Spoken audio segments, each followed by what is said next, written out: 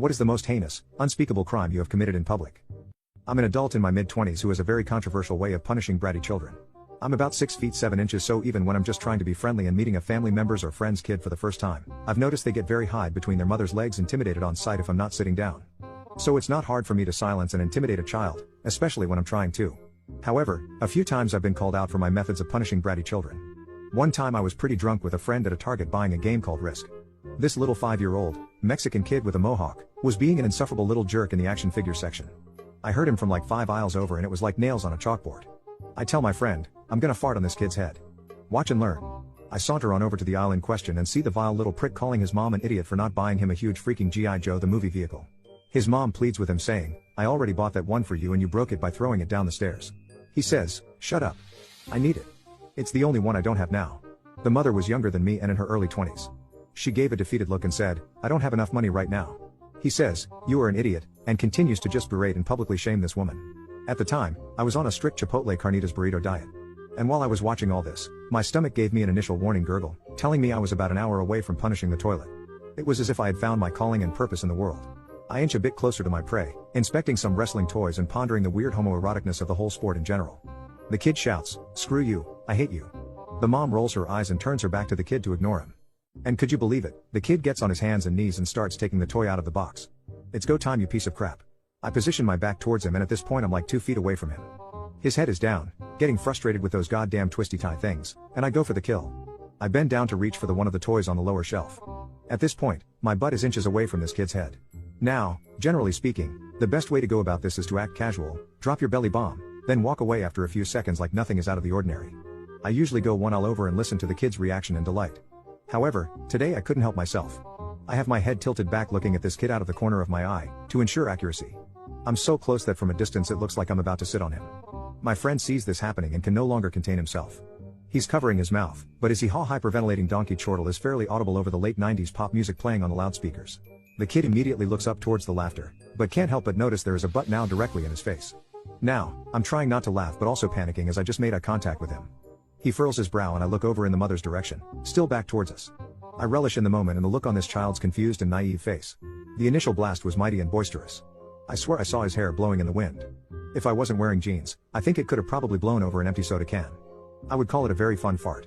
However, what immediately followed after I let it out of the chamber was truly horrifying. The fart's implication changed without notice and swiftly. It went from a joyous, dry air horn squeal to a nefarious, hissing mephitis. I think the little moppet noticed the hateful metamorphosis before even I did because he wrenched his neck violently trying to get away from the personified evil being fumigated into his soul. Because of his positioning, it was all in vain as the only way out was forward and forward would mean certain death. I had positioned myself well on the higher ground, free to escape or relent at any time. However, the poor child was immobilized, biding his time until the cruel attack was over. Obviously, this child hadn't anticipated my strategic genius. In total, it lasted about 4 seconds, but for that kid, it must have seemed like time was frozen. The long-term severe brain damage which he no doubt suffered, only added to that effect. When I finished forcing the little boy to huff my farts, there was a silent, pregnant pause. The kid was clearly shocked and stunned. No one had ever stood up to this dwarf sociopath in his whole life. I had taken the words out of his mouth and filled it with fart. I make my move first, picking up the toy I was reaching for off the low shelf, take a few steps forward and stare at it for a few seconds. The only thing the kid could manage to do was burst into tears. My friend senses danger since the jig is up and his head darts for cover. The mom turns around to see her kid with an open toy, crying on the floor and me minding my own business. She walks up to him and asks what's wrong, but the kid can't speak. All he gets out is a measly fart before going back to crying. It took every fiber in my body not to laugh. I put the toy back on a middle shelf, turn around, give a final nonchalant look-see and then begin to take my exit. Sensing that his assailant was getting away scot-free, he somehow managed to compose himself for a moment. He shouts, "He farted on me." I could feel him pointing at me, but I continued to act like I was just browsing. I was almost around the corner when the mom goes, "Excuse me." I turn around unfazed. Who? Me? While pointing to myself. Yes. Did you just fart on my son? Weighing my options, I played dumb. What? I mean, I did fart. On my son? Well, I mean, technically speaking. I mean, what is on? Why did you fart on my son? At this point the little kid has a smug look on his face, happy to see me in trouble. Screw you, I'm a man. I will fart on you if I please. I turn my attention to the little kid and stare at him, because the whole store could hear him being a little rotten brat to his mother, so I thought I'd come over here and treat him like one. The mom looks at me, her son and the scattered G.I. Joe wrappers and box on the floor. The mom is puzzled as to what to do and says, just go. That's my cue. I turn around and walk away with a little extra step. I look up to see the black orb of security cameras and all the stories online about unjustly having to register as an offender flash before my eyes. As soon as I turn the corner, I book it outside as fast as I can while dialing my friend. Like a true friend, he is right out front with the engine running in the game we had bought in the trunk.